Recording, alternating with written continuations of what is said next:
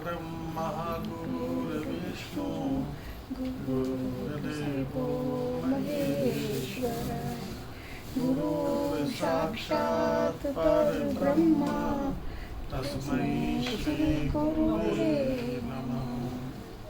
ध्यानमूलं गुरुर्मूर्ति पूजामूलं गुरुपदम् मंत्रमूलं गुरुर्वाक्यं मोक्षमूलं गुरुकृपा। अखण्डमण्डलाकारं व्याप्तं येन चराचरं तत्पदं दर्शितं येन तस्मै श्री गुरुवे नमः। त्वमेव माता च पिता त्वमेव त्वमेव बन्धुश्च सखा त्वमेव त्वमेव विद्या द्रविणं त्वमेव त्वमेव सर्वं मम देव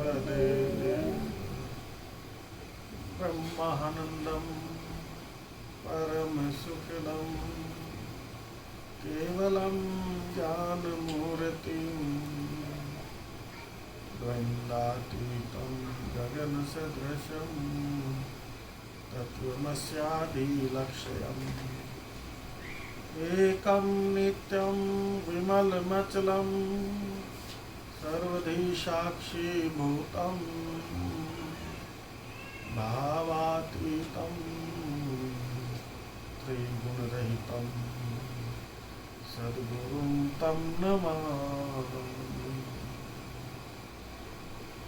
बोलिए श्री सद्गुरुदेव भगवान की जय। कर्पूरगौरं करुणावतारं संसारसारं भुजगेन्द्रहारं सदा वसन्तं हृदयारविन्दे भवं भवानी सहितं नमामि। बोलिए शंकर भगवान की नीलाम्बुजश्यामल मलकोमलांगं सीतासमारोपितवामभागं पाणौ महासायकचारुचापं नमामि रामं रघुवंशनाथं। बोलिए सियावर रामचंद्र भगवान की। कथा प्रारंभ होते है सुनो वीर हनुमान आकर आसन लीजिए तेज पुंज बल धाम। सियावर राम जय जय राम मेरे प्रभु राम जय जय राम। जय जय जय हनुमान गोसाई कृपा करो गुरुदेव की नाई। मंगल भवन अमंगल हारी द्रवहु सुदशरथ अजिर बिहारी। मंगल भवन अमंगल हारी उमा सहित जी जपत पुरारी।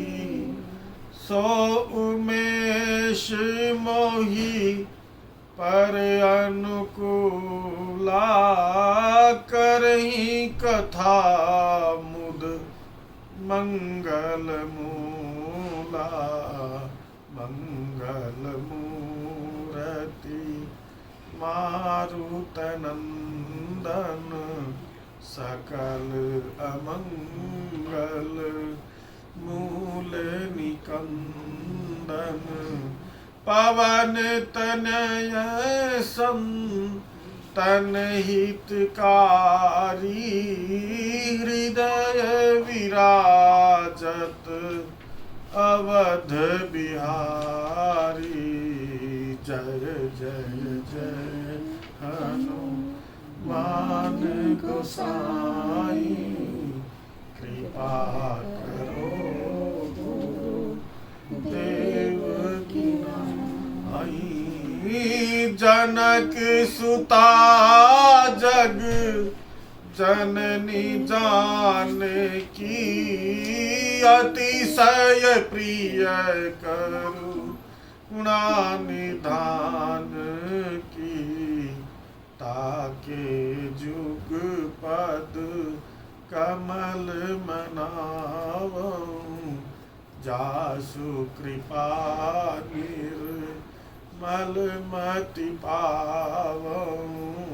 जय जय जय हनुमान गोसाई कृपा करो देव की नाई। सीताराम राम राम सीताराम राम राम सीताराम सीताराम राम राम सीताराम राम राम सीताराम राम राम सीताराम राम राम सीताराम राम सीताराम राम राम सीताराम राम राम सीताराम राम राम सीताराम। मेरा राजा राम राम राम राजा राम राम राम राजा राम राम राम राजा राम राम सीताराम राम राम सीताराम। मेरा राजा राम राम राम राजा राम मेरा राम राम राम राजा राम राम राम राम राम सीताराम राम राम। श्री गुरु चरण सरोज रज निज मन मुकुर सुधार। वरणो रघुवर विमल जस जो दायक फल चार। जटा मुकुट सुर सरित सिर लोचन नलिन विशाल। नीलकंठ लावण्य निधि सोह बाल विधु भाल। सियावर रामचंद्र पद जय शरणम शंकर हरि ओम जय जय सिया राम। पुनि बंदौ शारद सुर सरिता। दुआ संख्या 14 के नीचे। जुगल पुनीत मनोहर चरिता। मज्जन पान पाप हर एका। कहत सुनत एक हर अविवेका। गुरु पितु मात महेश भवानी। प्रणव दीन बंधु दिन दानी। सेवक स्वामी सखासी अपी के। हितु निरुपद सब विधि तुलसी के। प्रणवं परिजन सहित विदेहु। जाहि राम पद दूढ़ सनेहु। जोगी भोग में राखे गोई। राम बिलोकत प्रगट सोई। जय जय जय हनुमान गोसाई, कृपा करो गुरु देव की नाम।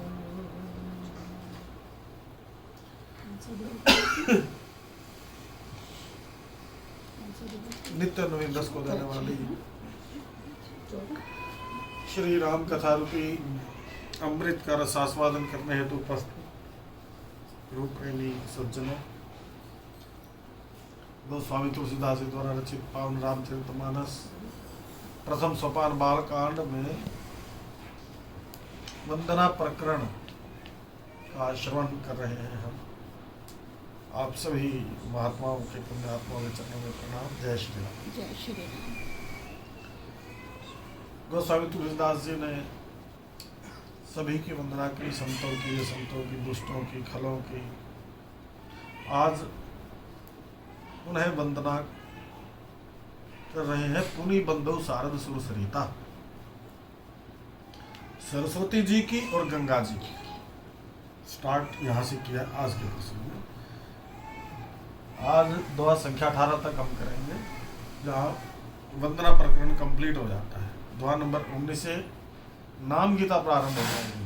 9 दोहों के अंदर नाम की महिमा है पूरी, जिस नाम की महिमा से सारे ग्रंथ भरे हुए हैं। गुरु ग्रंथ साहिब में नाम की अत्यंत महिमा है। सुखमणि साहिब में, हमारे रामचरितमानस में, भागवत में, गीता, हर ग्रंथ में राम भगवत नाम की महिमा गायन की गई है। रामचरितमानस में भी अनेक प्रसंगों में राम नाम की महिमा का वर्णन है, लेकिन मुख्य रूप से बाल कांड के 19वें दोहे से लेकर और आगे 9 दोहों तक लगातार राम के नाम की महिमा का गायन गोस्वामी तुलसीदास जी ने किया। आज प्रसंग प्रारंभ हो रहा है पुनि बंधु शारद सुर सरिता।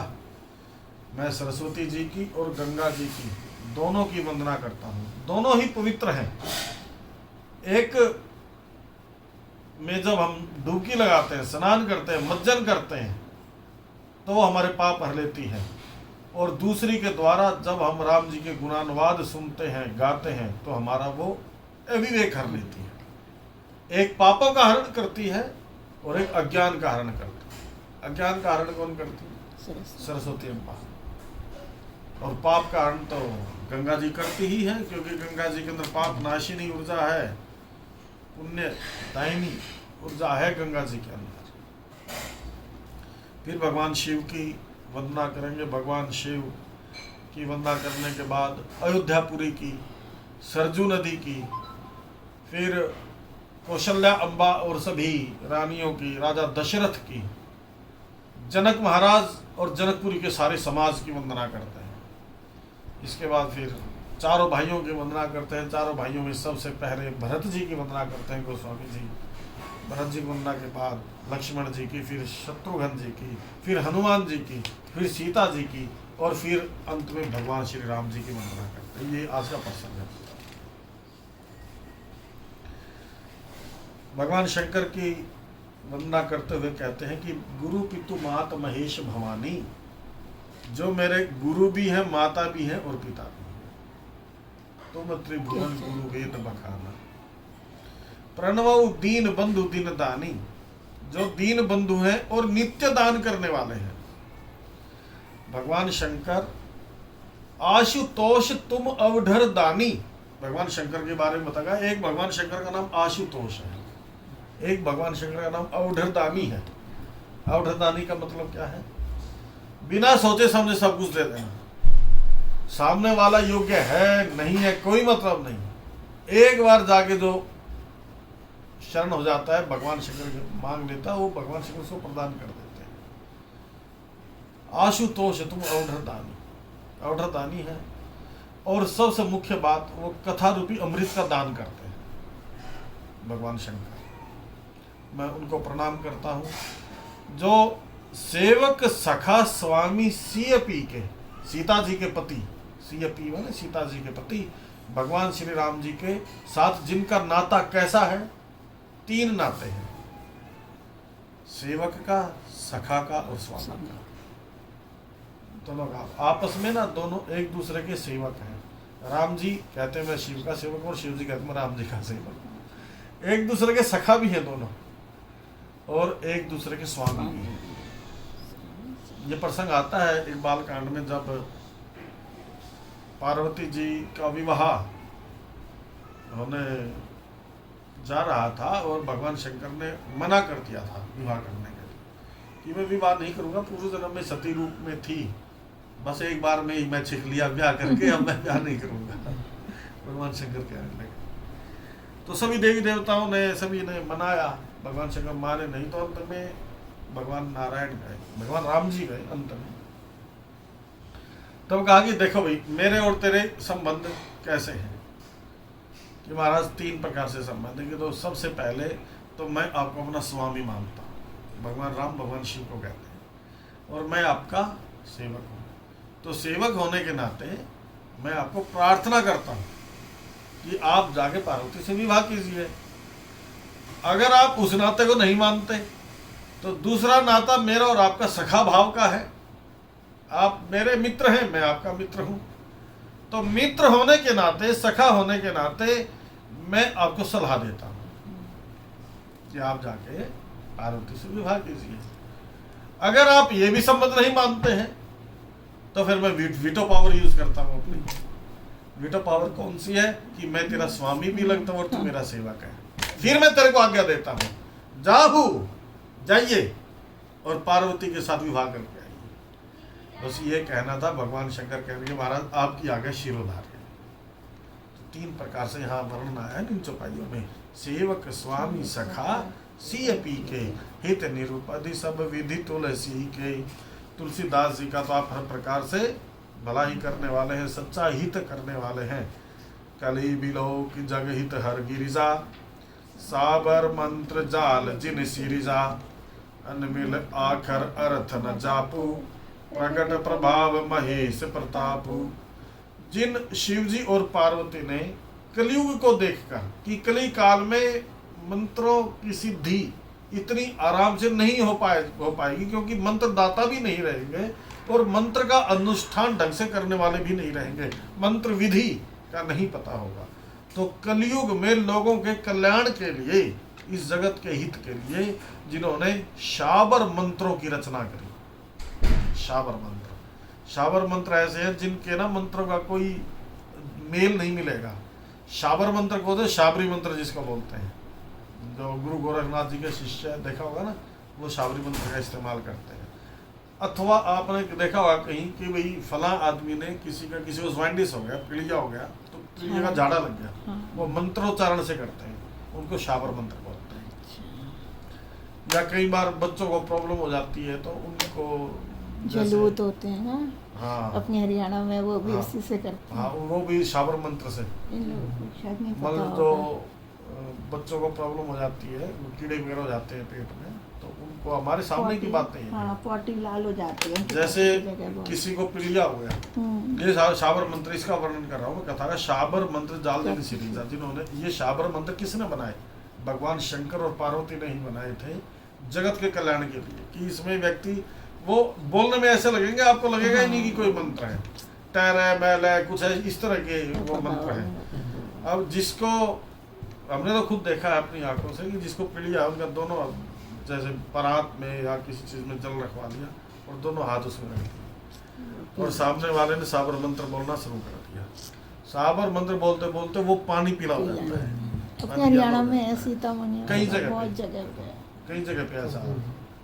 दूसरा, ये साबर मंत्र को जो साबरी विद्या जानते हैं उनके पास ये मंत्र होते हैं जिससे अच्छी अच्छी बीमारियां ठीक हो जाती हैं।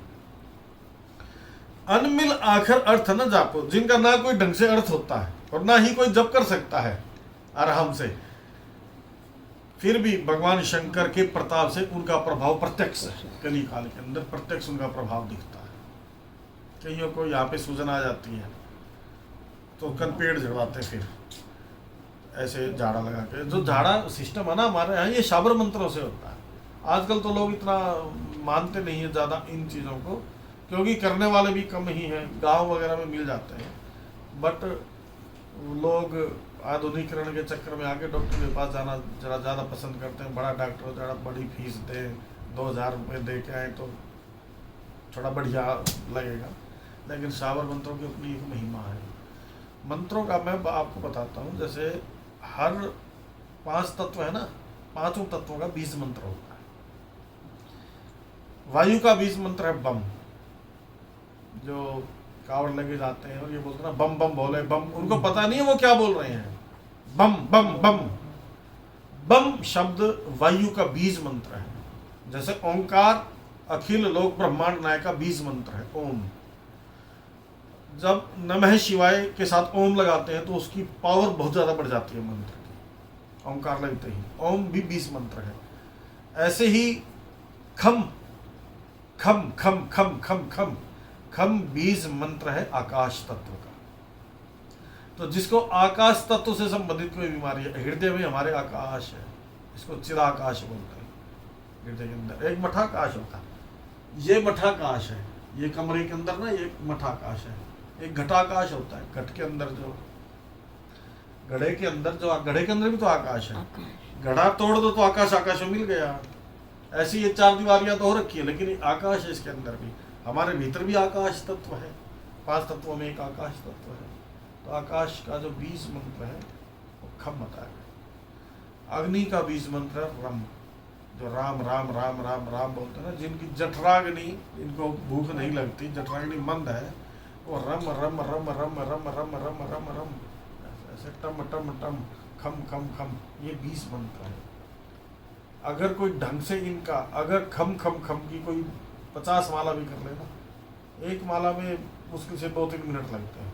खम खम खम खम खम खम खम, हार्ट अटैक और पीलिया कभी नहीं होगा केवल ये करने से। लेकिन 50 माला निभा के डेली कर ले आप। वायु तत्व इससे, क्योंकि वायु तत्व के कारण से आकाश तत्व के कारण से ही हार्ट अटैक का सारा प्रोग्राम बनता है। खम खम खम खम खम इस तरह। ये यहाँ लिखा रामचरितमानस में। अनमिल आखर अर्थ न जापू, प्रगट प्रभाव महेश प्रतापू। भगवान शंकर के प्रताप के कारण से वो प्रत्यक्ष है, सामने दिखता है। अब का सोमेश, वो उमापति भगवान शंकर मेरे ऊपर प्रसन्न करें, प्रसन्न हो और इस कथा को आनंद और मंगल की मूल बनाएंगे। मंगल की मूल, मंगल को जड़ मंगल की। तो रामचरितमानस की कथा ना वास्तव में भगवान शंकर की हृदय की पोथी है, भगवान शंकर का प्रसाद है। ये गोस्वामी तुलसीदास जी ने वो लिखा जो भगवान शंकर की प्रेरणा से भगवान शंकर ने उनको लाइव दिखाया। भाषाबद्ध कर्म में सोई, ऐसे कहीं से पढ़ के नहीं लिखा है गोस्वामी तुलसीदास जी ने इसको।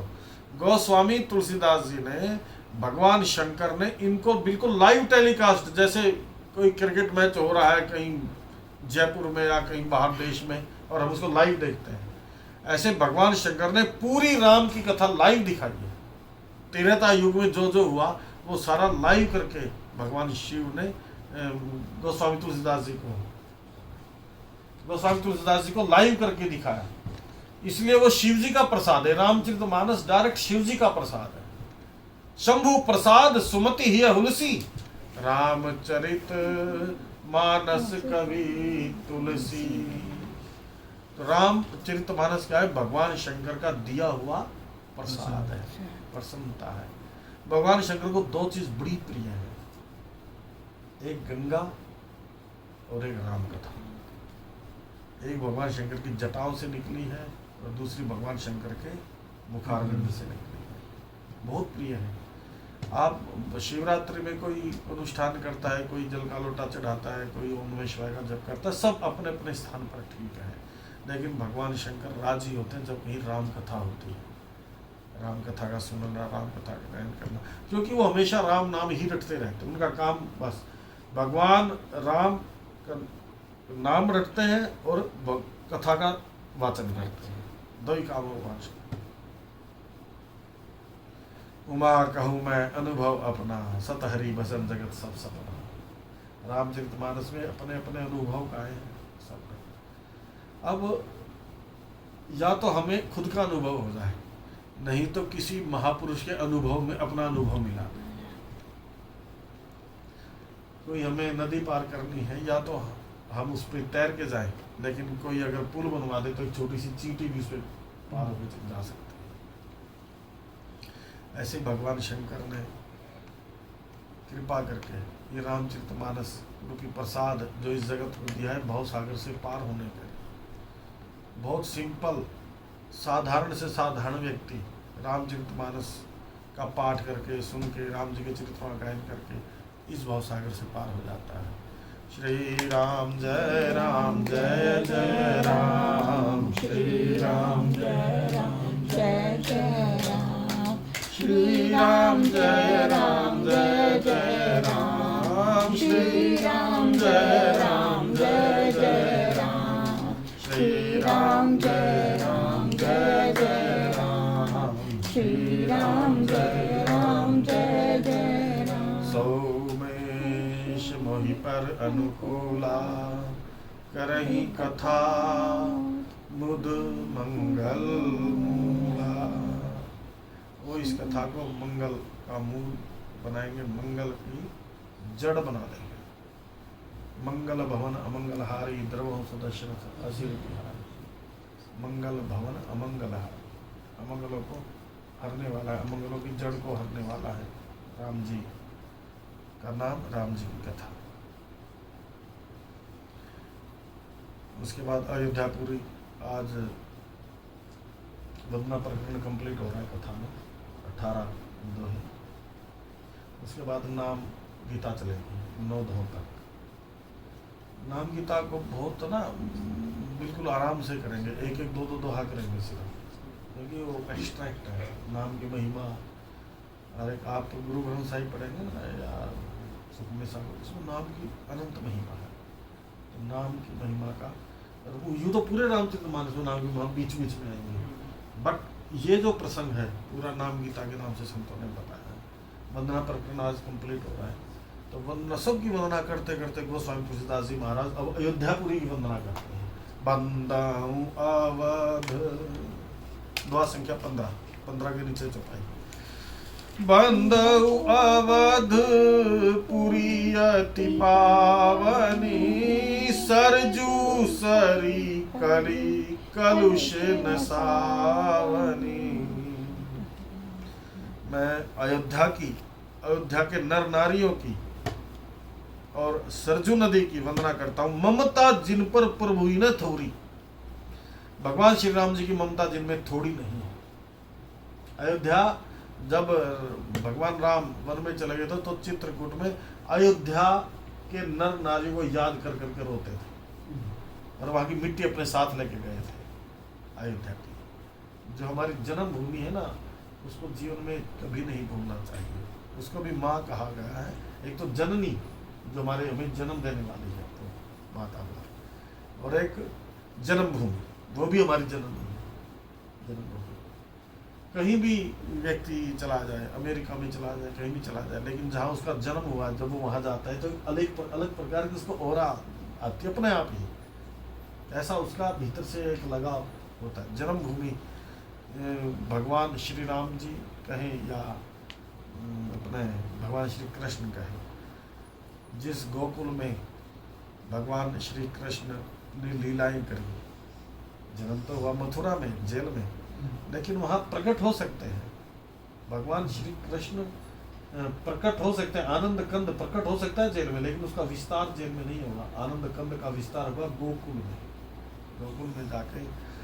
और जब एक बार वहाँ से आ गए अक्रूर के साथ, जब भगवान श्री कृष्ण वापिस आ गए, तो उसके बाद दोबारा कभी गए गोकुल में, सबको बोल के गए। गोपियाँ इंतजार कर रही हैं, कभी वापिस भगवान श्री कृष्ण गए हैं। और अक्रूर को ना जब लेने गए, अक्रूर तो कंस के कहने से लेने गए थे भगवान कृष्ण और बलराम को, तो उनको भीतर से तो ये भी लगता कि अरे नाम तो मेरा अक्रूर है, लेकिन कर्म मेरे क्रूरता के हैं। इससे ज़्यादा क्रूर मेरा कर्म क्या होगा कि मैं इन 2 बालकों को कंस के हवाले करना जा रहा हूँ। लेकिन मन में ये भी था कि नहीं, ये तो परमात्मा है। अक्रूर जानते थे कि परमात्मा है साक्षात। जब भगवान चले वहां से रथ में अक्रूर के साथ। बाकी तो किसी को पता नहीं था, अक्रूर जानते थे कि कंस का इसके पीछे क्या भाव है, किस लिए बुला रहे हैं। जब चले वहां से तो ये था कि मैं समर्थ के साथ जा रहा हूं, लेकिन मार्ग में उनकी लीलाओं, भगवान श्री कृष्ण ने अपनी लीलाओं से मोहित कर दिया अक्रूर। भगवान श्री कृष्ण और बलराम ऐसी ऐसी लीलाएं करते कि लगता है कि अरे मैं तो पागल हूँ, जो इनको परमात्मा नहीं है, ये साधारण राजकुमार है। जैसे विश्वामित्र को लगा था। विश्वामित्र भी जब राम जी और लक्ष्मण जी को लेने गए थे ना अपने यज्ञ की रक्षा करने के लिए, तब मरहीन निश्चर पापी, हरि बिन मरहीन निश्चर पापी, गाधी तने मन चिंता व्यापी। दोनों प्रसंगों को साथ चलाएंगे, उधर अक्रूर जी और इधर विश्वामित्र। गाधी तने का मतलब है गाधी राजा के पुत्र, राजा विश्वामित्र जी क्षत्रिय थे, लेकिन परमात्मा का चिंतन करते करते ब्रह्म समान हुए। ब्रह्म उनके मन में चिंता व्यापी, क्या कि हरि बिन मरहीन निश्चय पाप, बिना हरि के निशाचरों का अंत नहीं होता। ऐसे ही हमारे अंतःकरण के अंदर जो राक्षस बैठे ना, उनका भी अंत कैसे होगा? हरि नाम से ही होगा। और कोई हरि नाम करते हुए भाग जाते हैं निशाचर, लेने के लिए चले गए। जब ध्यान लगाया हरि का, तो पता चला कि हरि तो सगुण साकार रूप में दशरथ महाराज के आंगन में भी विहार कर रहे हैं, लेने के लिए चले गए। बड़ी मुश्किल से तो दशरथ ने दिए। दशरथ ने यहां तक बोल दिया था कि राम देत नहीं बनत गोसाई। कुछ भी ले लो, कोश ले लो, राज ले लो, राम दो शब्दों से बने हैं ना राम, तो दो शब्दों की जो भी चीज है वो मेरे से ले लो, मेरे प्राण ही ले लो, बेशक आप मेरे प्राण ले लीजिए, लेकिन राम देत नहीं बनत गोसाई। राम जी को मैं नहीं दूंगा आपको। तब विश्वामित्र जी ने अपना दिखाया, साधुताई दिखाई, और वशिष्ठ जी ने समझाया कि आपका भला ही है, विश्वामित्र के साथ भेज दीजिए। बड़ी मुश्किल से वहां से लेके आए। अब मार्ग में ऐसी ऐसी लीलाएं करी भगवान राम ने और लक्ष्मण जी ने, और वहां भगवान श्री कृष्ण और बलराम जी ने ऐसी ऐसी लीलाएं करी कि मोहित हो गए। कोई तितली जा रही है तो उसको तितली को पकड़ने के लिए जैसे बच्चे दौड़ते हैं। कोई फल गिरा ऊपर से तो राम जी भागे, मेरा फल है। लक्ष्मण नहीं, पहले मैंने देखा। वो कहते मैंने देखा पहले। विश्वामित्र जी सोच में पड़ गए कि मैं तो सोच रहा था कि हरि को लेके जा रहा हूँ और ये मेरे यज्ञ की रक्षा करेंगे, मैं तो अच्छा ले आया इनको, मैंने ही निशाचरों से इनकी रक्षा करनी पड़ेगी, इन बालकों की। अब इनकी रक्षा करने की जिम्मेदारी तो मेरी होगी। अब जैसे ही ताड़का सामने दिखी तो एक ही बाण प्राण हर लेना, एक बाण में ही उसके प्राण हर लिए। तो मन में आई बात, ओहो चलो भगवान नहीं है लेकिन बलवान तो है, बलवान है जो ताड़का का वध कर दिया। लेकिन दूसरी ही चौपाई में आया कि दीन जाहि तेहि निज पद दीनी, उसको दीन जानकर अपना पद दे दिया, माने उसको मुक्त कर दिया, ताड़का को मुक्त कर दिया। तो विश्वामित्र जी के पट खुल गए भीतर के कि मार तो कोई भी सकता है लेकिन तार तो केवल भगवान सकता है, तो साक्षात परमात्मा ही है। ऐसे ही अक्रूर जी के मन में जब ये बात आई तो जब गए जमुना में स्नान करने के लिए गए, जैसे डुबकी मारी तो वहां तो चतुर्भुजी नारायण के दर्शन हुए। तो भगवान को ही नहीं, संतों को भी जब इस धराधाम पर आता है ना, बहुत कम लोग पहचानते हैं। भगवान श्री कृष्ण को लोग ग्वाला ग्वाला ही कहते रहे, राम जी को भी कहाँ लोग, कितने लोग पहचानता है ये परमात्मा है। ऐसे ही संत जो इस धरा पे, जब भी संत इस धरा पे आए हैं तभी बहुत कम लोगों ने उनको पहचाना, बहुत कम लोग। नहीं तो जब उनका शरीर नहीं रहता तब उनका गुणगान करते हैं लोग। शिरडी के साईं बाबा का देखा, जब उनका जीवन था तो उनका जीना हराम कर रखा था, और अब कोई मंदिर ऐसा है जिसमें शिरडी के साईं बाबा की मूर्ति ना हो। क्योंकि हयाती में जब कोई संत होता है, भगवान का अवतार होता है, उस समय में जनमानस इतना लाभ नहीं ले पाता उनसे। जबकि हयात संत, हयात माने जो शरीर से भी है सामने, रामकृष्ण परमहंस को कितनों ने पहचाना, विवेकानंद जी का तो इतना कुप्रचार हुआ कि अच्छा। सुन नहीं सकता। 39 साल की उम्र में तो सब उसके ऊपर आगे चले गए थे। 32 साल की उम्र में शंकराचार्य जी चले गए, केवल 32 ईयर्स उनकी उम्र थी। राम सुखदास जी का तो नाम आपने सुना ही, मैंने कई बार जिक्र भी किया। राम सुखदास जी 105 साल का शरीर उनका हुआ, जब पूरा हुआ शरीर, जब वो 60 साल के थे तब इतना कुप्रचार हो गया था उनका कि राजस्थान में घुसना उनके लिए मुश्किल हो गया था, इतना भयंकर कुप्रचार हुआ था। ऐसा ही आज के युग में संत आशाराम जी बापू, उन जैसा सनातन धर्म की रक्षा करने वाला इस ब्रह्मांड में कोई भी संत नहीं। और ऐसा कुचक्र रचा गया, ऐसा षड्यंत्र रचा गया, अगर आप उस षड्यंत्र को सोच लो ना कि कैसे षड्यंत्र रचा गया ईसाई मिशनरीज के द्वारा, पॉप के द्वारा, तो आपके रोंगटे खड़े हो जाएंगे और आंखों से आंसू नहीं रुकेंगे आपके। इतना भयंकर षड्यंत्र हुआ है। 85 साल के संत को आज भी जेल में रखा हुआ, 11 साल से। 85 साल के संत है जिनके रोम रोम से वेद निकलता है। मैंने उनका बहुत सानिध्य किया, कम से कम मैंने उनके 150 सत्संग सुने लाइव, ऐसे आमने सामने बैठ के। एक पूरी रात मैं बापू के साथ रहा हूँ कुरुक्षेत्र में।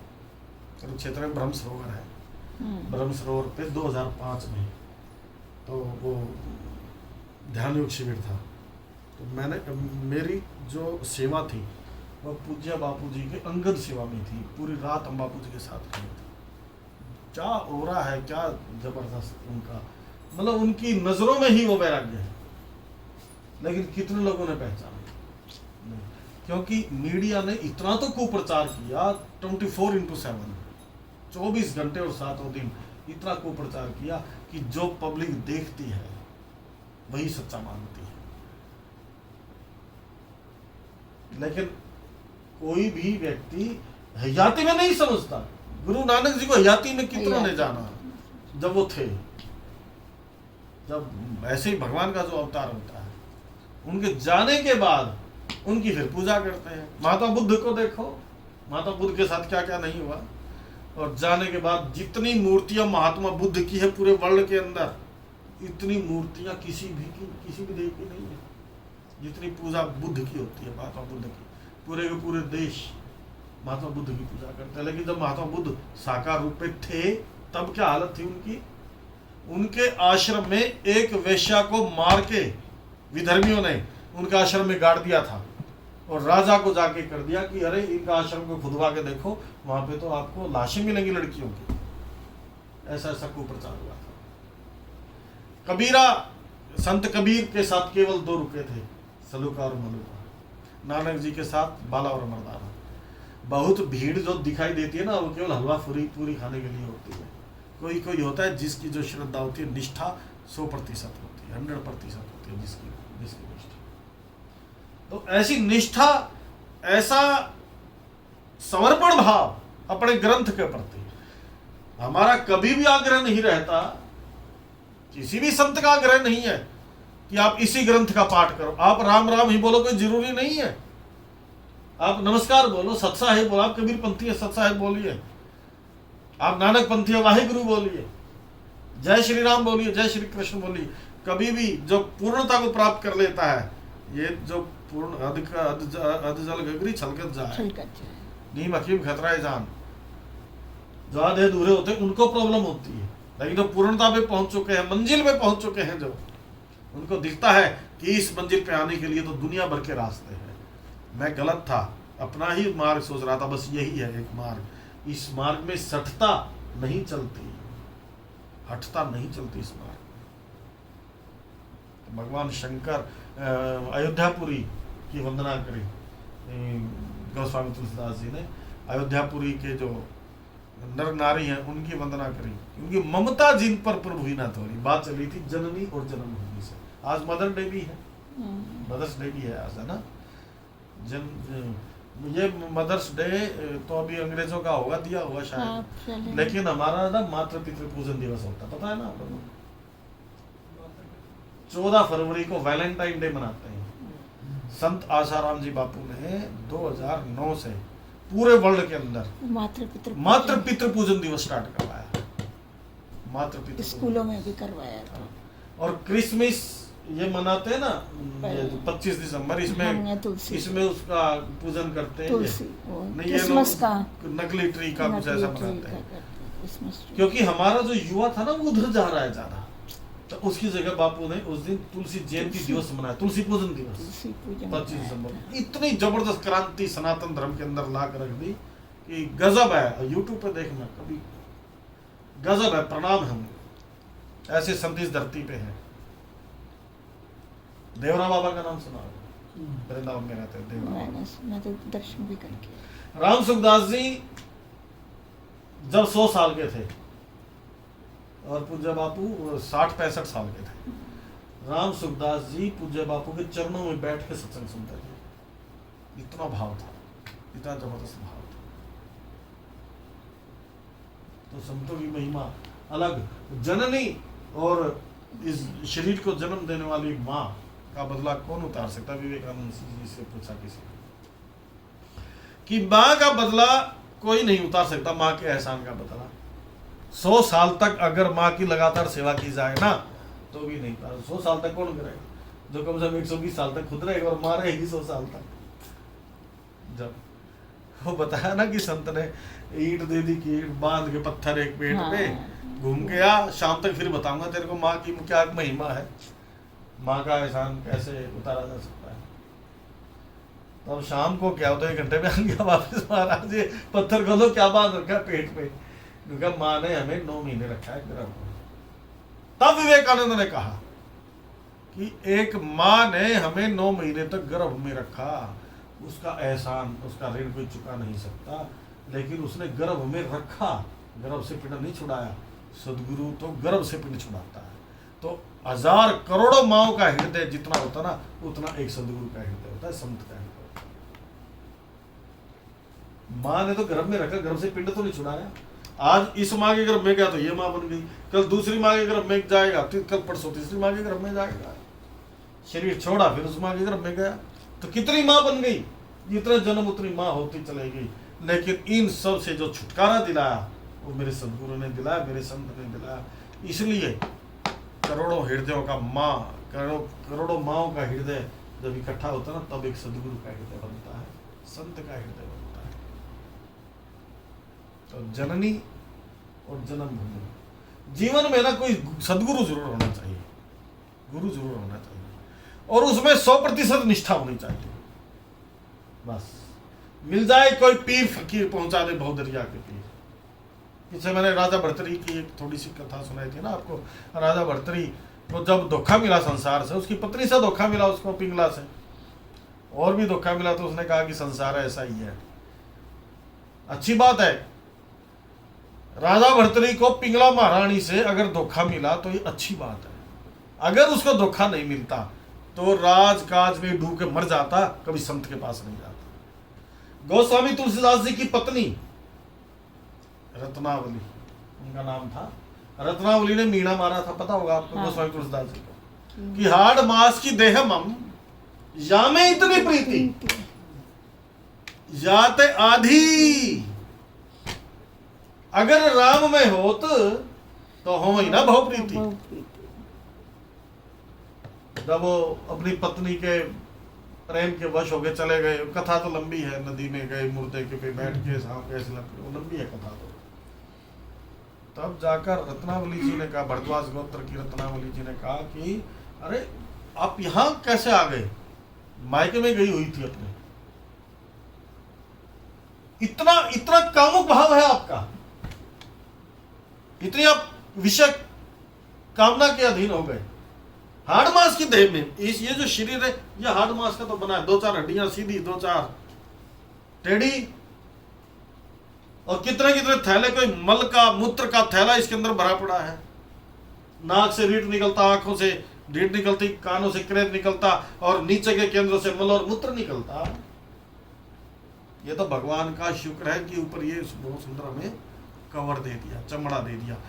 जब संन्यास धर्म की दीक्षा दी जाती है ना, संन्यास धर्म की, तो ध्यान करा जाता है चमड़े को हटाओ। जैसे आप सोचो, ये कवर जो भगवान ने दिया ना ऊपर का, इसको हटाओ, इसको हटा के देखने से पता चलता है भीतर है क्या।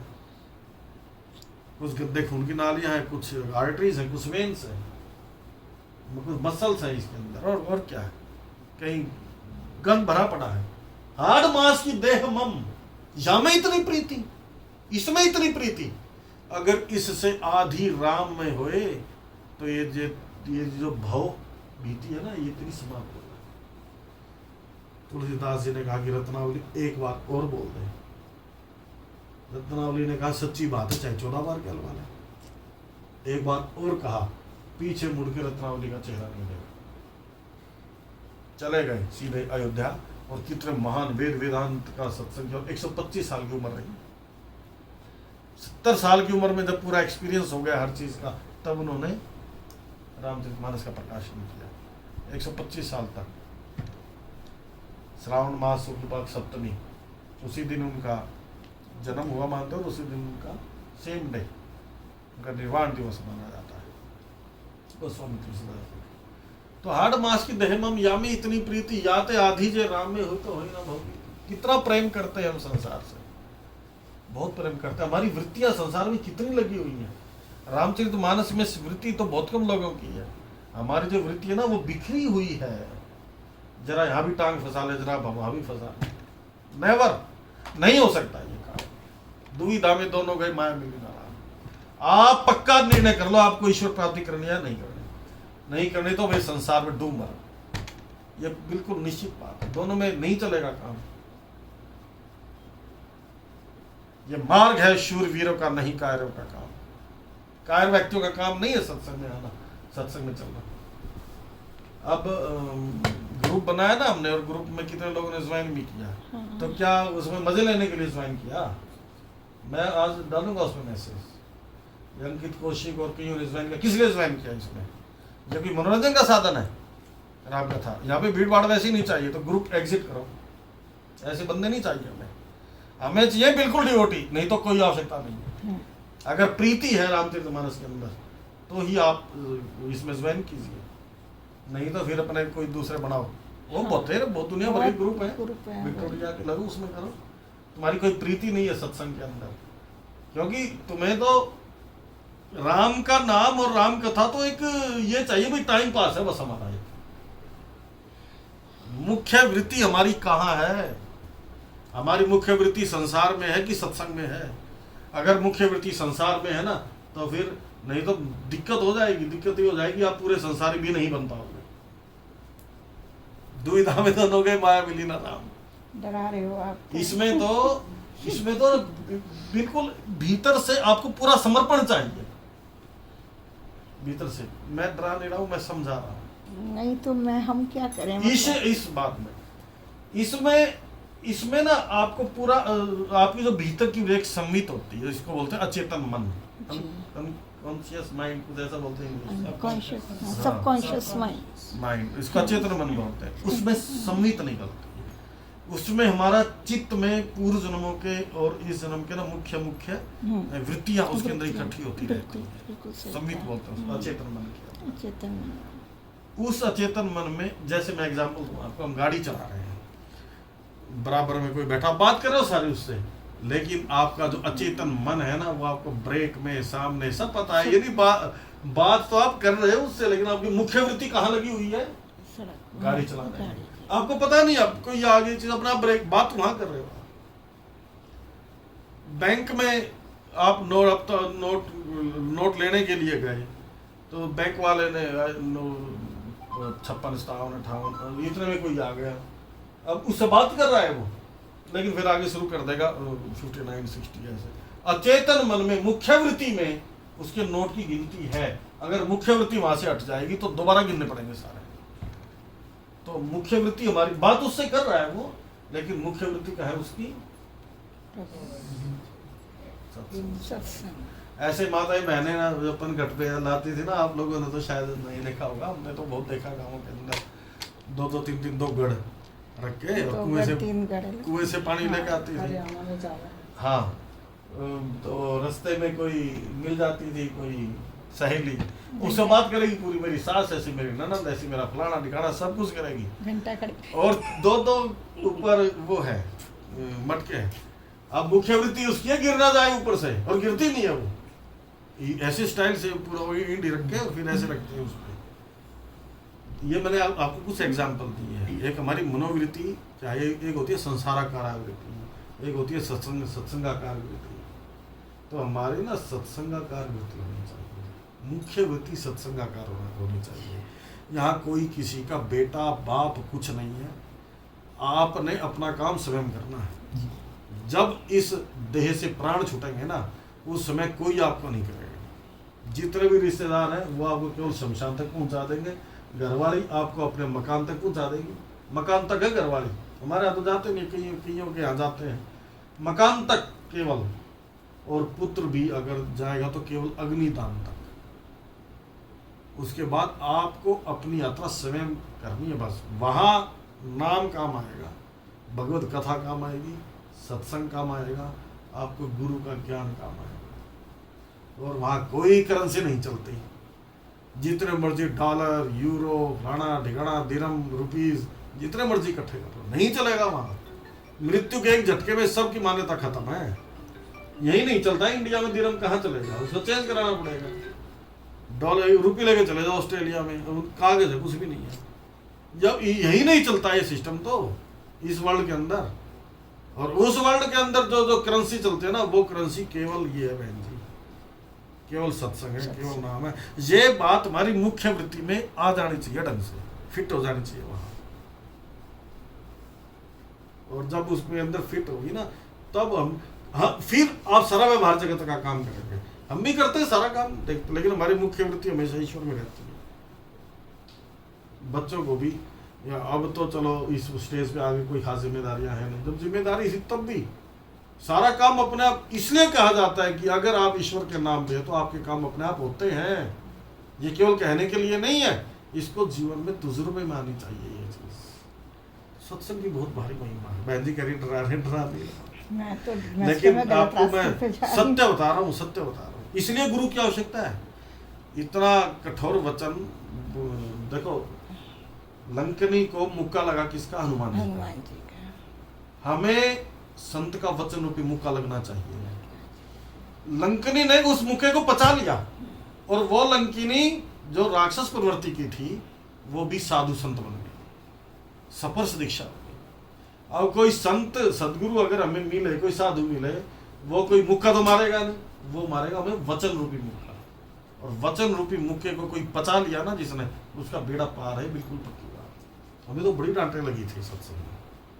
एक बार हम सत्संग में गए हुए, और करीब रामलीला मैदान में था शायद सत्संग, 3-4 लाख आदमी होते थे सत्संग, इससे कम तो होता ही नहीं था। पूजा मुरारी बापू की कथा में भी हम यही मार गए। तो वहाँ प्रसाद बांटने की सेवा करते थे। अब इतने सारे लाखों व्यक्तियों में ना, इस ग्रुप में मैं बांटता, वहाँ मैं बांटता, इस तरह। अब प्रसाद बांटना शुरू करे तो व्यासपीठ से गुरुजी बैठे, उनकी नज़र मेरे ऊपर पड़ गई। और मैं क्या करता, जैसे ये थैली है तो एक उठाया, एक उसको, एक उठाया, एक उसको। तो गुरुजी ने कहा, अरे ये मूर्ख कौन है, इसको सेवा करने का नहीं पता। आपको ये दूसरा देख ले तो पता है कि संत के कसाई है। लेकिन गुरु कैसे गढ़ता है अपने शिष्यों को, जैसे कुंभकार मटके को गढ़ता है, भीतर सहारा देता है, बाहर मारे चोट। इतनी करुणा से भरा हुआ होता है। तो मैं कहा, अरे बापू वो बोल रहे तेरे को नहीं। मैं क्या बताएगा, हम तो खुश हो गए कि चलो इस बहाने की नजर हमारे ऊपर पड़ी। तो क्या कहा कि इसमें से 4 पैकेट इकट्ठे निकालो, और ऐसे जल्दी जल्दी कर, 1 सेकंड के अंदर। तो एक निकाल के दे रहा है, तो एक इसमें से ही, ऐसे तो पूरी रात लगा देगा प्रसाद बांटने में। मतलब करुणा देखो उनकी। और जिन्होंने पचा लिया ना इस डांट को, किस्मत वाला होता है, कोई कोई होता है। तो जो ढंग से इस मार्ग पे चले, नहीं तो मनोरंजन के लिए तो फिर बहुत साधन है। मनोरंजन के लिए तो जगराते होते हैं, दुनिया भर के करते हैं लोग जगराते हैं, वो मनोरंजन का साधन है, और कुछ नहीं है। तो इसलिए ये हमें डिसाइड करना, हमें करना क्या है। हमें इस संसार में डूब के मरना है, या अपना उद्धार हमें स्वयं करना है। कोई आपका उद्धार नहीं करेगा, बाद में कोई आपका तर्पण करे, ये करे, वो कोई जरूरत नहीं है। जीते जी मुक्ति सत्संग से मिलती है। इसलिए एक तरफा मन होना चाहिए। संसार में रहो दिमाग से, दिल से नहीं। दिल तो परमात्मा की चीज है, परमात्मा को दो। हम क्या करते हैं, दिल देते हैं संसार को। और दिमाग से परमात्मा का भजन करते हैं, अपनी बुद्धि लगाते हैं वहां। बुद्धि का काम नहीं है वहां लगाने का, वहां तो दिल का काम है। वहां तो दिल, और संसार में तो दिल लगाओगे तो दिल के टुकड़े हुए हजार, कोई इधर गिरा कोई उधर गिरा। ये तो संसार में तो ऐसा ही है। संसार में तो दिमाग से रहना पड़ेगा, बुद्धि से। और परमात्मा और दिल देना दिमाग। हम उल्टा करते हैं, हम दिल देते हैं संसार को। नहीं, नाम की महिमा, सत्संग की महिमा भरी पड़ी है। एक्चुअली हम जब संसार में होते हैं ना, तो हमारी जो वृत्ति है संसाराकार हो जाती है, और जब सत्संग में आते हैं तो सत्संगाकार हो जाती है, और ये फिर दुविधा शुरू हो जाती है। बाहर से व्यवहार करें पूरे जगत का, हम बच्चों को भी पालने का, घर में सब कुछ, पति परमेश्वर है, पति परमेश्वर है, लेकिन इस शरीर के हैं, वो शरीर का आत्मा के नहीं है। शरीर से उनकी सेवा कर दो, वो जरूरी है, क्योंकि पति परमेश्वर है। पति की जो सेवा कर लेता है उससे बढ़कर कोई हमारे यहाँ तो बताया नहीं गया, पति ही सबसे बड़ा परमेश्वर है। अब पति की सेवा ना करके दूसरे अगर कर्मों में लगती है तो वो भी अच्छा नहीं बताया गया हमारे यहाँ। लेकिन ये ध्यान रखा जाए, वो केवल शरीर से है, शरीर का संबंध है केवल, वो आत्मा का संबंध तो केवल परमात्मा से है। तो जननी, और यहाँ जन्मभूमि की, भगवान श्री राम जी अपनी जन्मभूमि की वंदना कर रहे हैं। मैं अति पवित्र अयोध्यापुरी और उसके नर नारियों की वंदना करता हूँ। फिर बाद में यहाँ उल्हाड़ा भी दे दिया साथ के साथ अगली चौपाई के अंदर। सिय निंदक अग ओघ नसाए। अघ माने होता है पाप। यद्यपि इन अयोध्यावासियों ने बहुत भारी पाप किया है, सीता जी की निंदा के रूप में, जो धोबी के माध्यम से, और ये सारा कुचक्र बिल्कुल षड्यंत्र रचा गया था। सिय निंदक अग ओघ नसाए। उन्होंने सीता जी की निंदा करने वाले नर नारियों के पाप समूह को नाश कर उनको शोक रहित बनाकर अपने लोक में बसा दिया।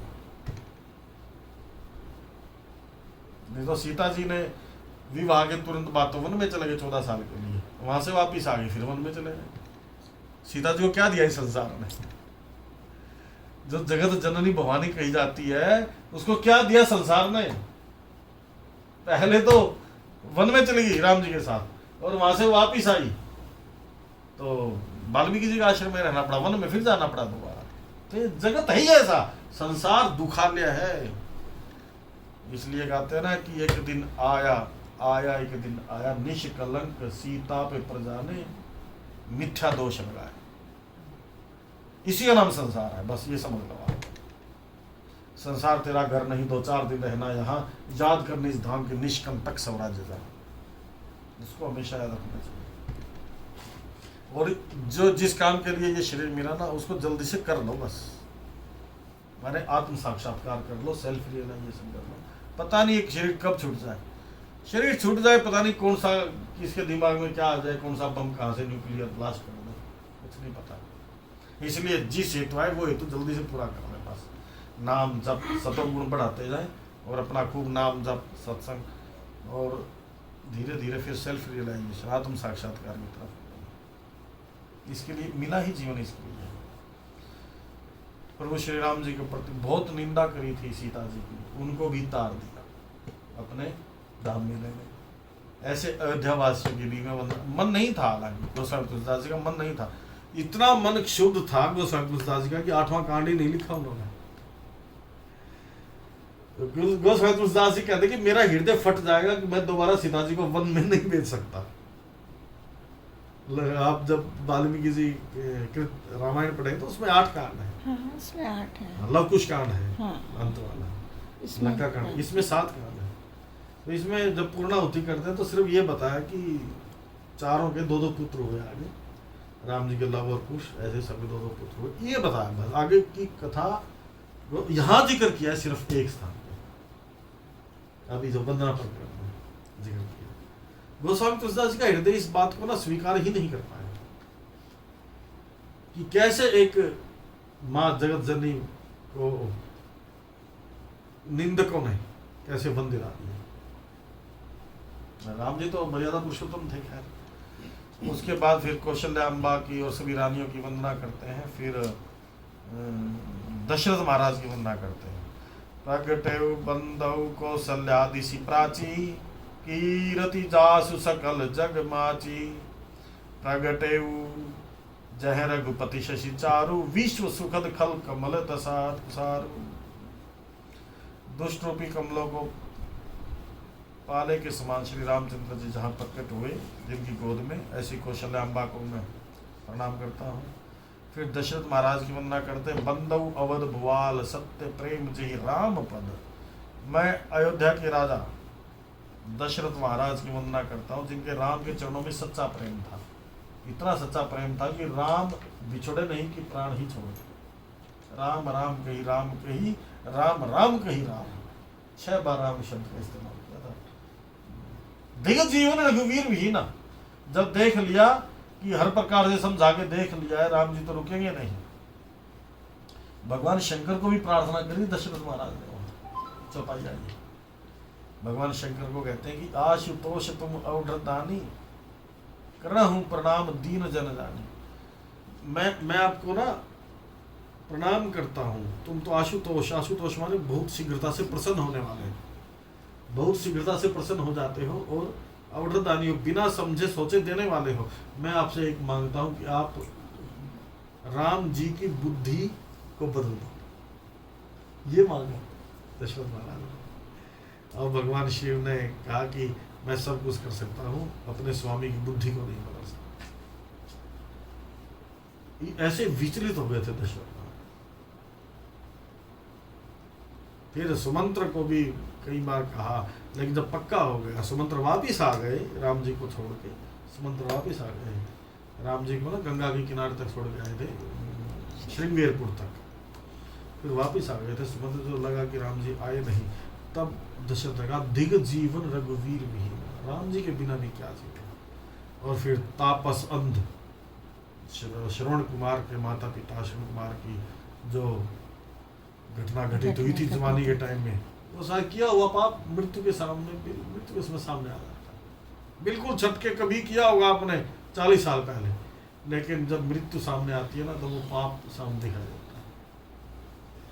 वो जो अनजाने में ही श्रवण के माता पिता का जो वध हो गया था राजा दशरथ, वो सारी कथा कौशल्याम्बा को सुनाई। और फिर 6 बार कहते हो राम राम कही राम कही, राम राम कही राम। गयु राव सुरधाम, स्वर्ग को चले गए।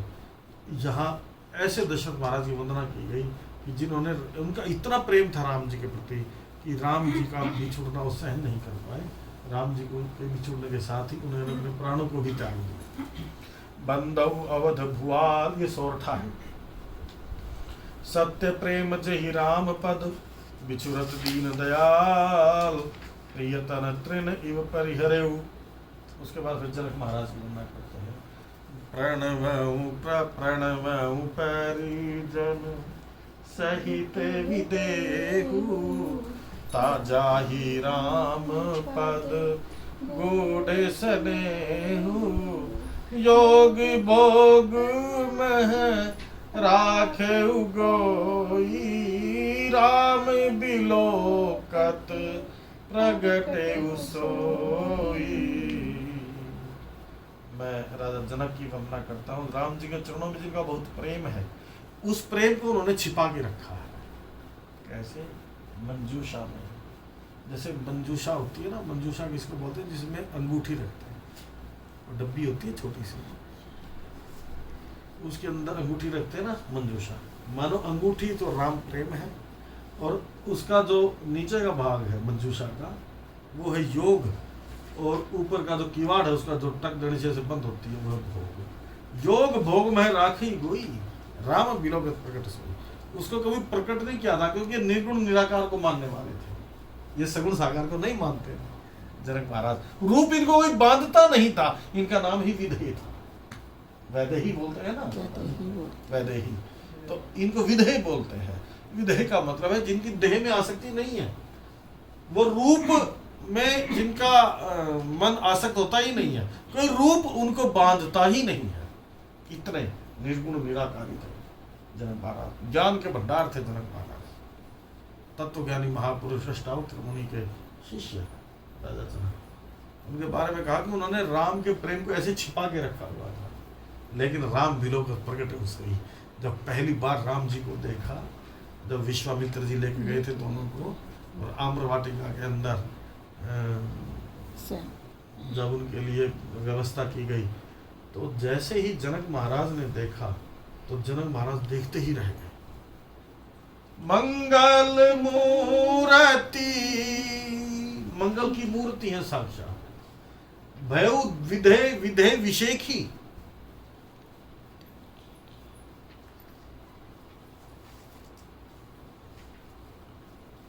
मूर्ति मधुर मनोहर देखी, भयो विधे विधे विषेखी। पहली बार किसी के रूप ने बांधा था जनक महाराज को, लेकिन जनक महाराज के रूप में बंधे नहीं आज तक, लेकिन वो रूप ने बांध लिया और कहने लगे कि सहज विराग मन मोरा, हे विश्वामित्र जी मेरा मन सहज में ही वैराग्य को प्राप्त है, सहज में ही, लेकिन मैं देख रहा हूं बरबस मन सुख ही ब्रह्म सुख ही मन त्यागा, मेरा मन जो हमेशा ब्रह्मानंद के सुख में रहता है, आनंद के सुख में रहता है, उस ब्रह्म सुख को, निर्गुण निराकार के सुख को मेरा मन धीरे धीरे त्याग रहा है। इनको देख के, इन्हीं विलोकत प्रकट सोई, इनको देख के, ये कौन है कि नर नारायण तो नहीं है, कि एक ही भगवान दो रूप में प्रकट हो गए तो नहीं आ गया, राम और लक्ष्मण के रूप में प्रकट तो हो गए तो नहीं आ गया। ई नहीं विलोकत अति अनुरागा, बरबस तुम ही मन त्यागा, सहज विराग रूप मन मोरा। मैं आपसे पूछना चाहता हूं कि महाराज ये कौन है, साक्षात ब्रह्म तो नहीं है? तब मुस्कुराने लगे विश्वामित्र कि जो आप सोच रहे हैं वही ठीक है, ये साक्षात ब्रह्म ही है।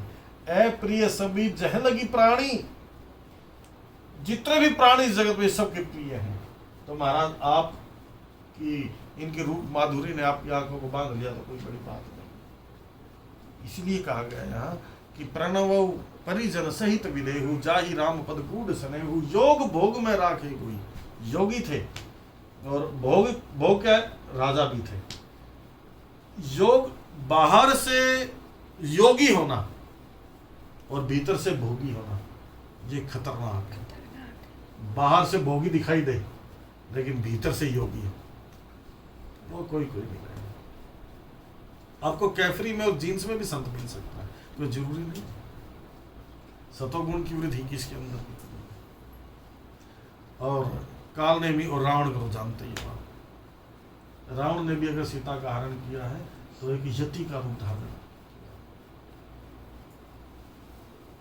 हमारे यहाँ जो चोला होता है ना, जो धारण किया जाता है वेश, उसकी पूजा होती है और होनी भी चाहिए।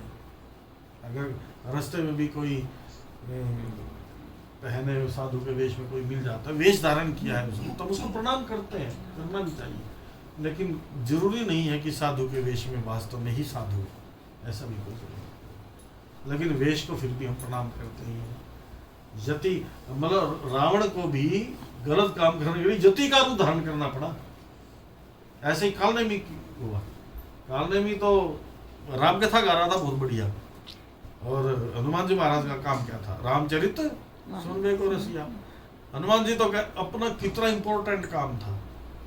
देखो राम जी, हनुमान जी सीता जी की खोज करने के लिए गए, तो मार्ग में मैनाक पर्वत आया। मैनाक पर्वत को हाथ जोड़ कर कह दिया कि राम काज की नहीं बिना मोहि कहा विश्राम। जबकि वो इतना इंपॉर्टेंट तो नहीं था, थोड़ा सा रुक जाते, 2-4-10 मिनट आधा घंटा, उसके बाद चले जाते। इसके कंपैरिजन में देखा जाए तो संजीवनी बूटी जो लेनी थी लक्ष्मण जी के लिए, उसके वो टाइम बाउंड था ना, टाइम बाउंड। भी सुबह सूर्य उदय होने से पहले अगर वो संजीवनी बूटी नहीं आई तो सुषेण जो वैद्य था उसने बोल दिया था कि मैं लक्ष्मण के प्राण नहीं बचा पाऊंगा। तो टाइम बाउंड था, तो कितना इंपॉर्टेंट काम था ये। वहां तो रुके नहीं हनुमान जी महाराज, और यहाँ रुक गए, क्योंकि रावण को पता था कमजोरी का हनुमान जी की, ये इनको एक ही तरीके से रोका जा सकता है, रामचरित सुनिबे को रसिया। राम जी की कथा का आयोजन किया जाए। अब काल नहीं भी तो राक्षस था, वो बहुत बढ़िया। देखो कोई चीज बनाई जाती है तो असली से भी बढ़िया बनाई जाती है, बनावटी चीज असली से बढ़िया बनती है।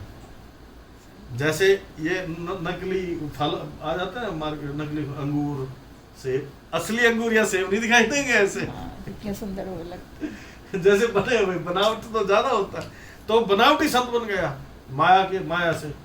और भूल गए हनुमान जी महाराज सब की संजीवनी बूटी लेने जाना है, वहां पे प्राणों को बनी हुई है। रामचरित सुनी बेको रसिया, राम लखन मन श्री राम सीता मन बसिया। देखो हमारे मन में अगर परमात्मा बसते हैं और हमने सुमरन किया तो ये साधना साध्य है। लेकिन राम जी हमें याद करने लग जाए वो कृपा साध्य है। हम किसी संत को याद करें और आप गए और संत कह रहे मैं तो बस आपको ही याद कर रहा था, तो समझो आपका काम हो गया। क्योंकि वो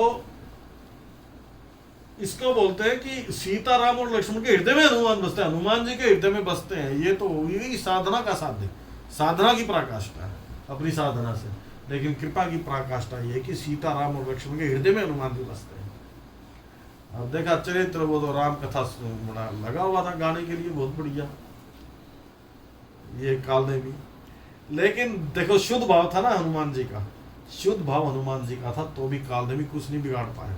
एक मगरी नहीं, जब कहा ना मैं तेरे को दीक्षा दूंगा तू स्नान करके आ जरा, अब जैसे स्नान करने गए तो एक मगरी ने ही ज्ञान दे दिया हनुमान जी को कि ये तो कपटी छलिया है, तेरे को डिले कर रहा है यहाँ पे, बस तेरा टाइम पास करवा रहा है इस कारण की, ताकि तू वहां ना जा सके संजीवनी बूटी लेके और समय पे लक्ष्मण जी के प्राण ना बचे।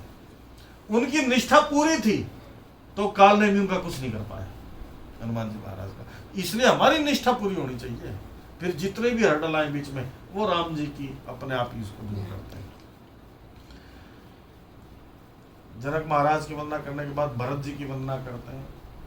राम चरण पंकज मन मदासु, जिनका मन राम जी के चरणों में ऐसा लगा हुआ है जैसे भंवरे का मन मकरंद लेने के लिए लगता है, और मकरंद फूल में से मकरंद जब लेने की इच्छा होती है तो उसको छोड़ के राजी नहीं होता भंवरा, भंवरा हमेशा लगा रहता है। ऐसे ही मन रूपी भंवरा भरत जी का राम जी के चरण रूपी कमल में हमेशा लगा होता है। ऐसे भरत की मैं वंदना करता हूँ। फिर लक्ष्मण महाराज की वंदना करी कि रघुपति कीरति विमल पताका दंड समान भयु जस जाका, जिनका यश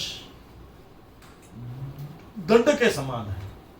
लक्ष्मण जी का नाम है झंडे में डंडा, झंडे में अगर डंडा मजबूत होगा तो पताका फहराएगी। राम जी के यश रूपी पताका को फहराने के लिए जिनका यश दंड के समान है, ऐसे लक्ष्मण जी महाराज की मैं वंदना करता हूँ। फिर शत्रुघ्न की सूर सुशील भरत अनुगामी करते हैं। फिर हनुमान जी महाराज की प्रणव पवन कुमार सौरठा है, खल बन पावक ज्ञान घन दासु हृदय आकार, बस ही राम सर चाप धर। प्रणव पवन कुमार खल बन पावक ज्ञान घन, खल बन जो दुष्टों के वन के लिए, दुष्ट रूपी वन के लिए जो साक्षात अग्नि का काम करते हैं, ऐसे हनुमान जी महाराज मैं उनकी वंदना करता हूँ। जासु हृदय आगार, आगार माने होता है डिप्पो, राजस्थानी बसों में लिखा था ना आगार, आगार स्टो है। जासु हृदय आगार, जिसका हृदय आगार है माने डिप्पो है, जिसका हृदय हनुमान जी का, राम जी के प्रेम का डिप्पो है हनुमान जी का हृदय। जासु हृदय आगार बस ही राम सर चाप धर, जिसके हृदय में भगवान श्री राम धनुष और बाण लेकर बसते हैं। हम भी कहते हैं भगवान जी धनुष, बालक राम का हम नहीं कर सकते, बालक राम का ध्यान, क्योंकि बालक राम का तो हमें खुद रक्षा करनी पड़ेगी। इसलिए धनुष बाण का वाला भगवान चाहिए हमारे हृदय में, ताकि वो अंदर जो राक्षस जैसे ही घुसे ना, काम क्रोध लोभ मोह अहंकार, तो भगवान धनुष बाण से अपना काम कर दे। धनुष बाण धारी प्रणव पवन कुमार खल बन पावक ज्ञान घन, जासु हृदय आगार बस ही राम सर चाप धर। ये हनुमान जी महाराज की होगी। फिर रीछों के राजा की, रीछों के जो राजा हैं, कौन है रीछों के राजा? जामवंत। और वानरों के राजा हैं सुग्रीव, और राक्षसों के राजा कहे जाते हैं विभीषण। मैं इनकी वंदना करता हूँ। अधम शरीर पाने के बाद भी जिन्होंने ईश्वर को पा लिया, सोई पावन सोई सुभग शरीरा जो तन पाई भजिए रघुवीरा। वही शरीर पवित्र है, वही सुंदर है जिस शरीर को पाकर ईश्वर का भजन हो जाए। नहीं तो रीछ का शरीर कोई अच्छा नहीं माना जाता, बंदर का शरीर भी अच्छा नहीं माना जाता, राक्षस का शरीर भी अच्छा नहीं माना जाता, अरे कौवे का शरीर अच्छा नहीं माना जाता। सबसे अच्छा कौन सा शरीर माना जाता है? मानव देह माना जाता है। लेकिन इस मानव देह को भी अधम कहा मानस के किष्किंधा कांड। पंच रचित अति अधम शरीरा क्षिति जल पावन गगन समीरा। 5 तत्वों से बना हुआ ये अधम शरीर है। अगर इसे हरि का भजन नहीं किया, अगर इससे केवल भोग भोगे, जीभ से अपना टर टर टर टर बोलते रहे, जिह्वा से खाते रहे, कानों से ना सुनने योग्य सुनते रहे, आंखों से ऐसे दृश्य देखते रहे, जो एक जानवर करता वही सब हम करते रहे, हरि का भजन नहीं किया, तो ये बिल्कुल अधम है। मरने के बाद पशुओं का शरीर फिर भी काम आ जाता है, ये नहीं काम आता। ये तो ऐसा है, इसलिए अधम कहा, बिल्कुल अधम शरीर है ये। कबीर साहब ने भी एक जगह कहा है, यह तन विष की बेल है, गुरु अमृत की खान, शीश दिए जो गुरु मिले तो भी सस्ता। कबीर साहब ने ये जो शरीर ना, ये तन विष की बेल रही, विष की बेल। बढ़िया से बढ़िया कोई चीज लेके आए मार्केट से, अगर उसको आप फ्रिज में रख दें, कहीं रख दें, तो उसका कुछ बिगड़ता नहीं है, वो 6 घंटे के बाद ऐसी ऐसी हो जाए। लेकिन उस चीज को अभी शरीर से पसार करा दो, क्या बन जाता है उसका? अगर वो नहीं पची तो विष बन जाएगा, वमन के रूप में वो भी विष है, पच गई तो मल और मूत्र बन जाएगा, है ना। विष बनाने की फैक्ट्री है ये शरीर। यह तन विष की बेलरी और गुरु अमृत की खान, और इसी शरीर में गुरु आत्म तत्व को जगाकर परमात्मा के दर्शन करा देता है। इसलिए कहा कि अगर शीश दे के भी गुरु मिल जाए तो सस्ता सौदा है। शीश देने का मतलब ये सिर्फ काटना नहीं है, शीश देने का अहंकार नहीं है। अगर पूरा अहंकार हम अपना विसर्जित कर दें, गलित कर दें, और गुरु की कृपा हो जाए, तो गुरु धोबी शीशा कपड़ा साबुन सर्जनहार, रखत शिला पे रगड़ के निक्षत मैल अपार। अनेक जन्मों का मैल निकल जाता है गुरु कृपा से, सत्संग की कृपा से। उनकी वंदना की, देखो लिखा है, बंदऊ सबके चरण सुहाए, अधम शरीर राम जिन पाए। अधम शरीर था उनका, कि राम जी को पा लिया। मैं उन सब की वंदना करता हूँ, सब पशुओं की, पक्षियों की, देवताओं की, मनुष्यों की, असुरों की, मैं जो जितने भी राम जी के उपासक चरणों की, मैं सबकी वंदना करता हूँ। और अब अंत में वंदना करते हैं सीताराम जी। वंदना प्रकरण में सीता जी की वंदना करते हैं। पहले जनक सुता जग जननी जानकी, अतिशय प्रिय करुणा निधान की, ताके जुग पद कमल मनावो, जासु कृपा निर्मल मति पावो। सीता जी का पहले परिचय दिया 3 प्रकार से। 3 प्रकार से परिचय दिया जाता है ना हमारे माताओं बहनों का। जब छोटी होती है तो किसकी बेटी है, और जब शादी हो जाती है तो फलाने की बहू है, फलाने की पत्नी है, और जब बड़ी हो जाती है तो उनकी माँ है ना। फलाने का नाम लेके बोलते हैं ये उनकी माँ है। ऐसे ही वो किसकी पुत्री है? जनक सुता। जनक सुता जग जननी जानकी, अतिशय प्रिय करुणा निधान की। राम जी की अतिशय प्रिय है और पूरे जगत की जननी है, पूरे जगत की माता है। ताके जुग पद कमल माना, मैं उनके चरण कमलों की वंदना करता हूँ, जिससे मेरी मति शुद्ध बनती है। जासु कृपा निर्मल मति पाओ। चाहे आप राधा कहें, चाहे आप सीता कहें, उन्हीं की आदरी शक्ति है राम जी। ताके जुग पद कमल मनाओ, जासु कृपा निर्मल मति पाओ। फिर अंत में राम जी की वंदना करते हैं। पुनि मन वचन करम रघुनायक, चरण कमल बंदौ सब लायक। राजीव नयन धरे धनु सायक भगत विपत्ति भंजन सुखदायक। फिर मैं मन वचन कर्म से कमल कैसे जिनके नयन हैं, ऐसे धनुष बाणधारी भक्तों की विपत्तियों का नाश करने वाले, उन्हें सुख देने वाले श्री राम जी के चरण कमलों की मैं वंदना करता हूँ। और अंत में बता दिया, यद्यपि मैंने अलग अलग वंदना की है राम जी और सीता जी की, तथापि ये भिन्न नहीं है। कैसे भिन्न नहीं है? जैसे वाणी और वाणी का अर्थ, जैसे मैंने बोल दिया यहाँ से जल, तो जल का रूप आपके सामने अपने आप आ गया, आपको पता लग गया जल क्या है। मैं अग्नि, अब बताना नहीं पड़ेगा मेरे को, अग्नि कहती आप समझ जाएंगे अग्नि क्या होती है। जैसे वाणी और वाणी का अर्थ, जल और जल की लहर, समुद्र में जो जल है और जो लहर है वो देखने भर को अलग अलग है, सिर्फ कहने भर को अलग अलग है, वास्तव में तो एक ही है। इसने कहा बंदव सीता राम पद जिन्हि परम प्रिय खिन्न, गिरा अर्थ जल बीच सम कहियत भिन्न ना भिन्न, भिन्न नहीं है। यहाँ दोहा संख्या 18 तक हमने आज गुरु कृपा से जो बुद्धि में जैसा था विवेचना करने का प्रयास किया। वंदना प्रकरण यहाँ कंप्लीट हो जाता है। इसके जस्ट बाद जो चौपाई आती है, बंदव नाम राम रघुवर को, मैं राम जी के, मैं परमात्मा के राम के नाम की वंदना करता हूँ।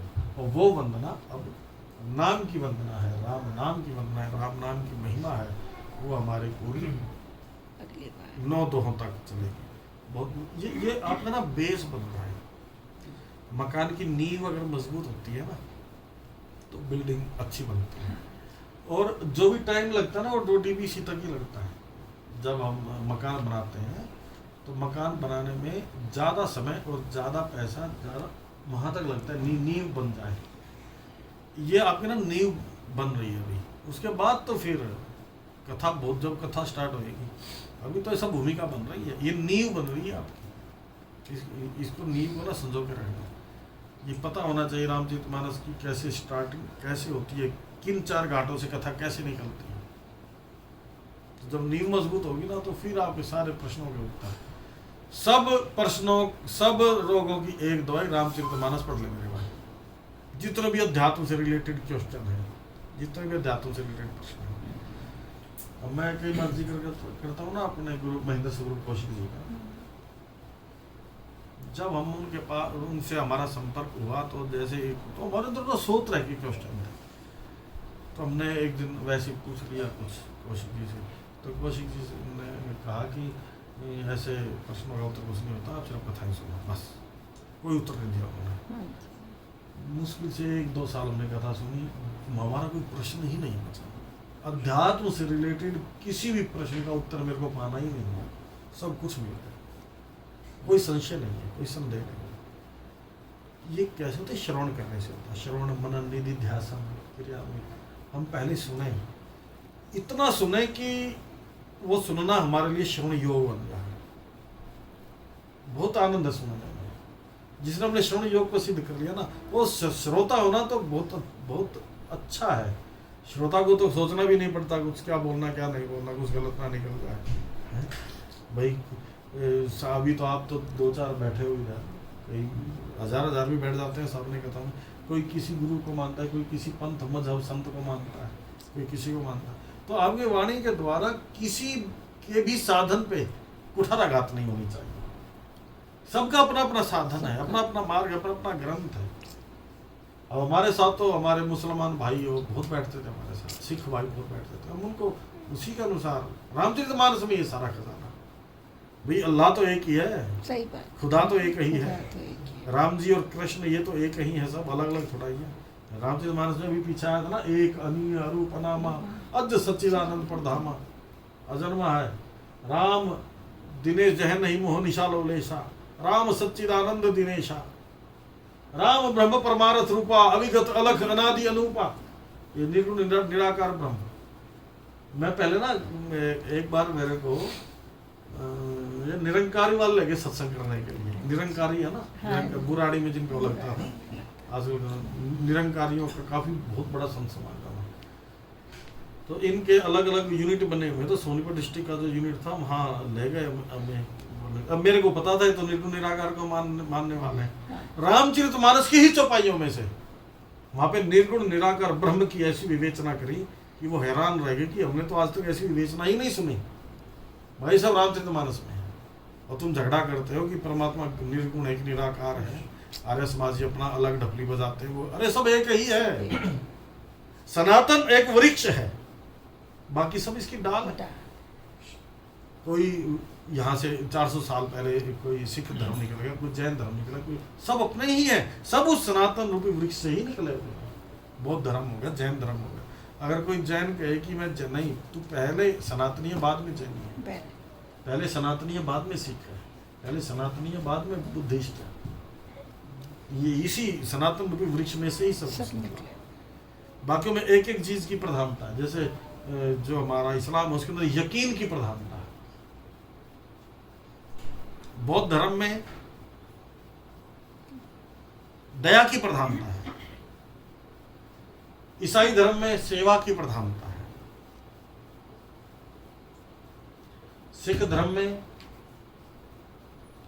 भगवान का भजन और शस्त्र और शास्त्र दोनों की प्रधानता है। जैन धर्म में अहिंसा की प्रधानता है, अहिंसा परमो धर्म। लेकिन ये सारे सनातन के अंग हैं। सनातन में ये सारे हैं, वहीं से निकले हुए हैं सब। तो कोई पराया नहीं है, सब अपने ही है। तुझमें राम मुझमें राम, सब में राम समाया है, कर लो सभी से प्रेम जगत में, कोई नहीं पराया। अब तो नहीं डर रहे ना? नहीं, मैं तो एकदम डर गई थी। अब वो डर उसले आपके उससे डर गई थी। मैं शायद गलत रास्ते पे जा रही हूँ, संसारिक करूँ ज्यादा नहीं।